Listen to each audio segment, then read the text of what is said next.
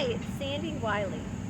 Welcome to my mental health channel, Inside My Holds, where I wipe away the stigma of mental illness by talking about my own struggles, having borderline personality disorder, my struggles with post-traumatic stress disorder, anxiety, depression, my narcissistic, abusive mother, my schizophrenic father, my unethical psychologist that sexually abused me, all the different kinds of therapy I've been in, and a plethora of other mental health related topics.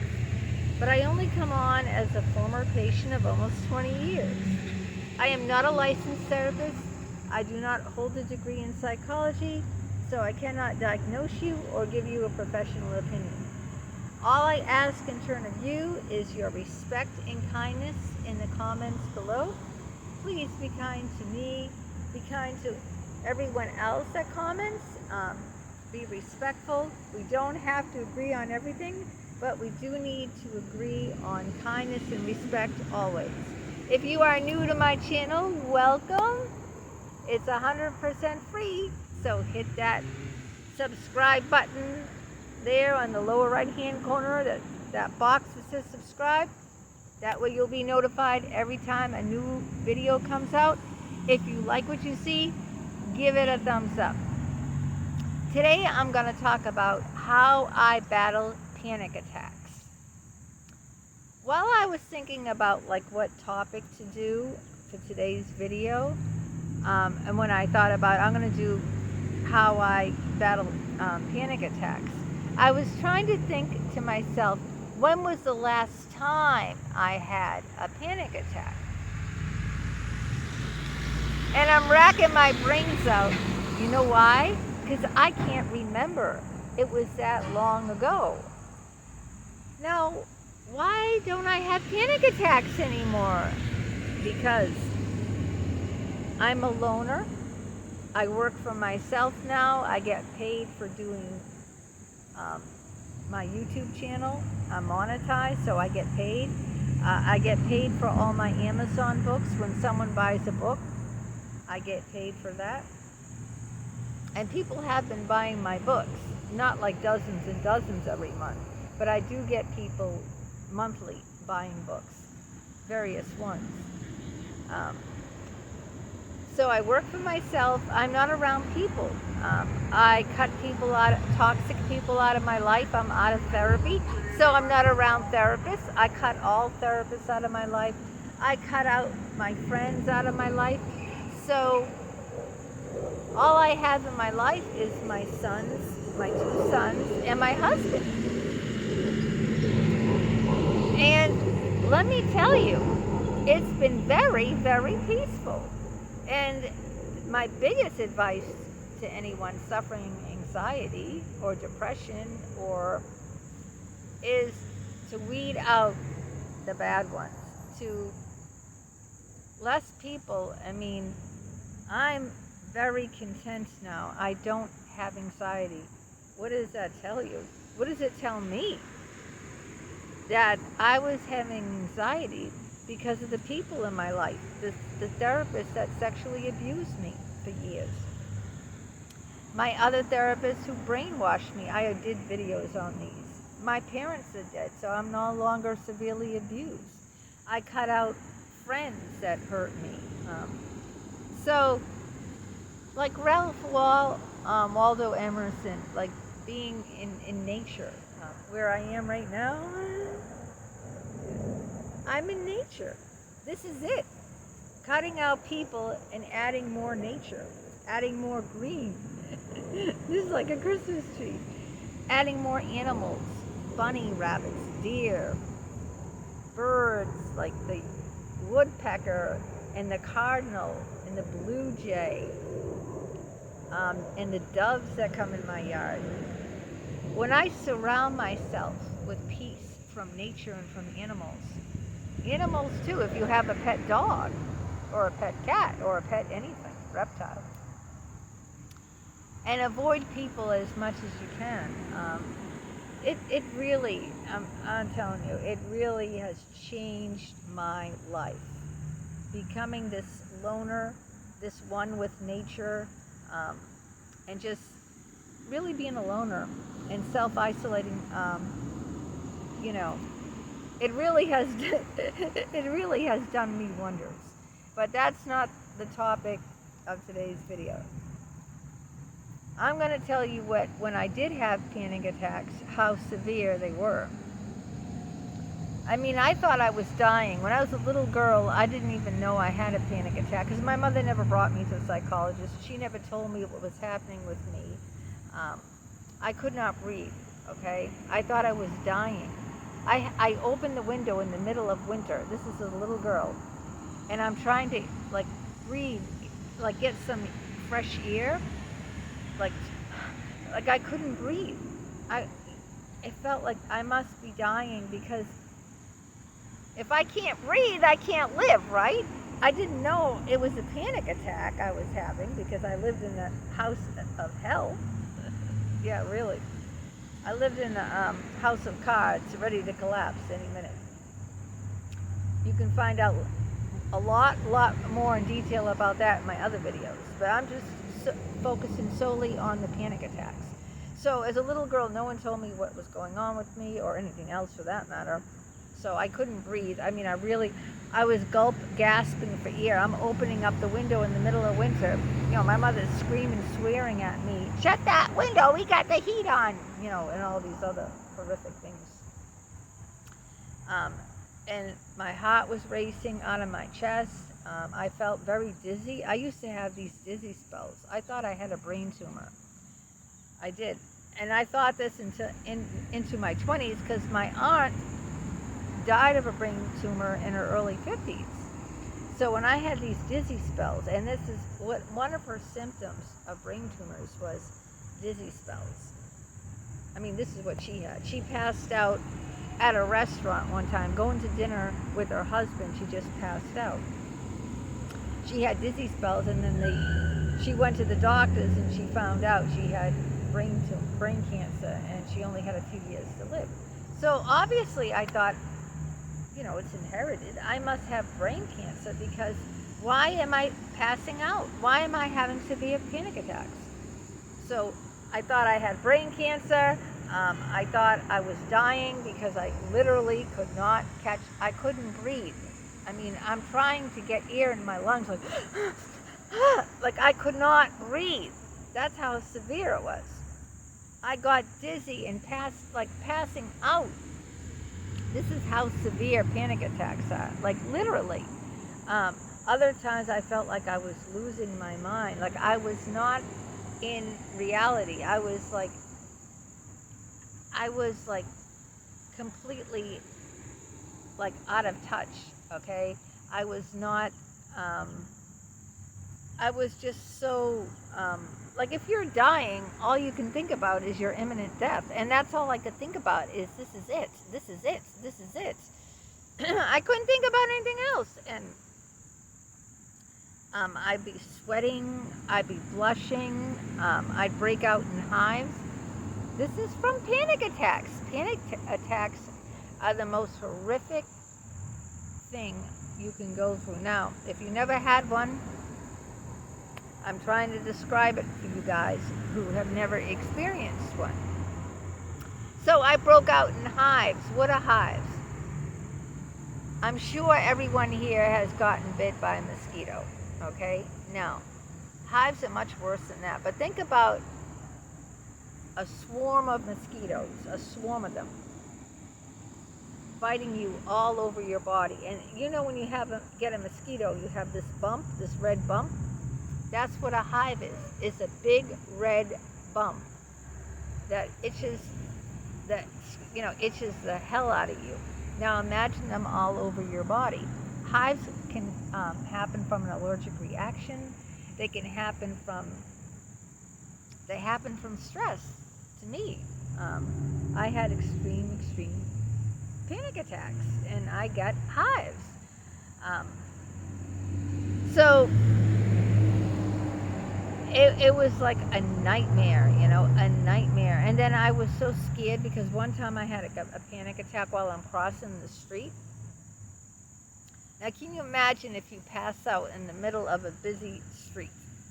what's going to happen? You are going to die. At other times I've had panic attacks while I'm driving the car. And like, what's going to happen if I pass out behind the wheel? I stopped driving because of my panic attacks. I said, what is going to happen if I suddenly have it? And let me tell you, for me, there's no rhyme or reason for the panic attacks. You can't like feel one. They just, for me, it comes on very suddenly and intense. Suddenly and intensely. So I can't prepare myself. Oh, it feels like I'm going to have a panic attack. Let me pull over the side of the road so I'll be safe. Because all of a sudden I could be driving along like this in the car, and then all of a sudden, wham, out of nowhere, for no reason at all, okay? Let this pass.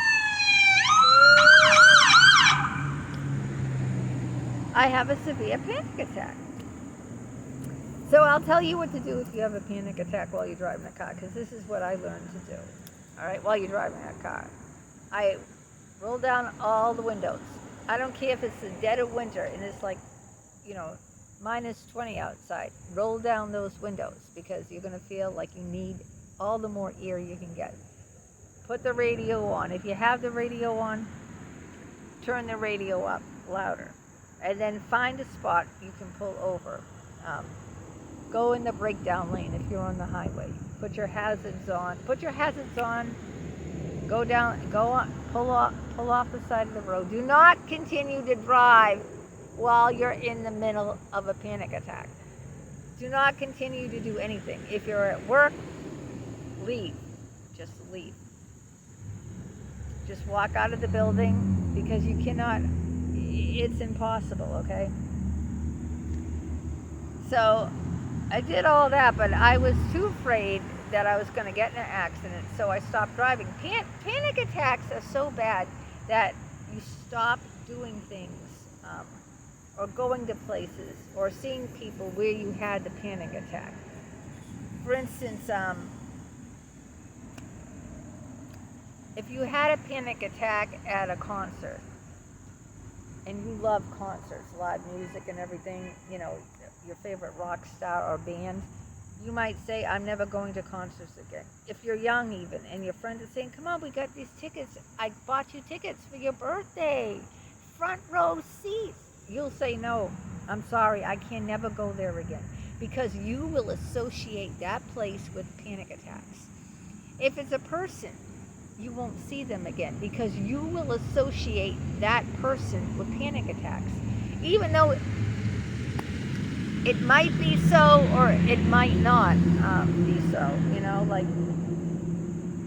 but you will just avoid everything at all costs where you had that panic attack. And then the worry and the fear of another one coming, like I stopped driving because I was having panic attacks driving. So I said, I'm going to get in an accident. I can't drive anymore. So I stopped driving. I stopped seeing certain people because every time I was around the person, I quit my job. Certain jobs I walked out of. I walked out of my jobs because I kept having dizzy spells and almost passing out in the middle of my job. So I just didn't give a 2-week notice. I left because I was frightened out of my mind to go back to the place where I, had a severe panic attack. So I avoided working, I avoided driving, I avoided places and situations like church. Church was another place that gave me great panic attacks. I always had panic attacks when I went to church. So I avoid church. No more panic attacks. So you can't avoid, obviously, everything that gives you a panic attack, but avoid the things that you can avoid that give you panic attacks. Obviously, that's, like if you drive, maybe you carpool, or maybe you take an Uber, okay? like there's ways to work around things. If your job keeps giving you, find another job, because no job in the world is worth having severe anxiety over. That's what I'd say. But I never went on medication. I don't even know. I know they have medication for anxiety, but panic attacks and anxiety are. I know.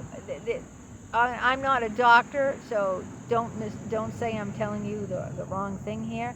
But I've had both anxiety and panic attacks, and they're different. Okay, to me, I'm not giving you a professional opinion. As I said, I'm only telling you about my own personal experiences. I have an anxiety disorder, and I also have panic attacks, and the two are different. Panic attacks are 100 times worse than an anxiety disorder. Okay. I'm not going to talk about anxiety disorders here right now, because I've done other videos on anxiety and anxiety disorders. This is just panic attacks.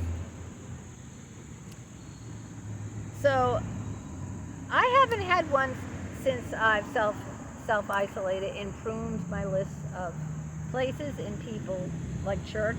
That's a place that gave me anxiety. People, therapists. I thought I was going to have a nervous breakdown with this one therapist. I had such severe panic attacks before I even went into his office and coming out of his office and the weird thing is, as soon as I quit therapy with him, the panic attacks completely went away. So that's what I would advise you. Watch out, who you associate with and the places you go. Stay clear, because I have been panic-free now, and I can't even remember how long it's been. So it's been that long. It's been years, because if I can sit here and not even recall the last time. It must have been a long time ago. I mean, I don't think I'm that senile yet. So that's how I deal with them, by avoiding those people and places, and finding nature, animals, pets. They don't have to always be pets. Pets are wonderful, but talking about pets, something just came in my head. You know how they have those pets you can bring in the stores for your anxiety, mental health pets? They allow them now in stores. Not just a seeing eye dog if you're blind, but they do allow pets for anxiety. So if you have, you can bring a pet into like anywhere really, as long as you have like a doctor's note or something saying that you need to have this pet with you for your panic attacks. That's another good thing. You might want to look into that. If pets soothe you and calm you, you might want to get one and then get a doctor's note, and so if you're going somewhere, you can bring that animal. I see them all over the place, and it's quite common, and people allow that. They didn't before. They only allowed seeing eye dogs for the blind to go in the stores, but now they do allow those. So that's another thing I just thought of off the top of my head that might be helpful to you. If you can think of other things that worked for you, if you've suffered panic attacks, let me know about that, because it's a horrible thing for someone to go through. And right now, thank goodness, I'm out of that, and I'm in a I'm in a content place right now where I don't feel that kind of anxiety anymore. Okay, I hope I gave you some good advice there, and feel free to let me know what you think, and if you can add anything more to the conversation, I'd love to hear from you guys. I always do, always appreciate it, and I always will answer the comments back. Until the next time.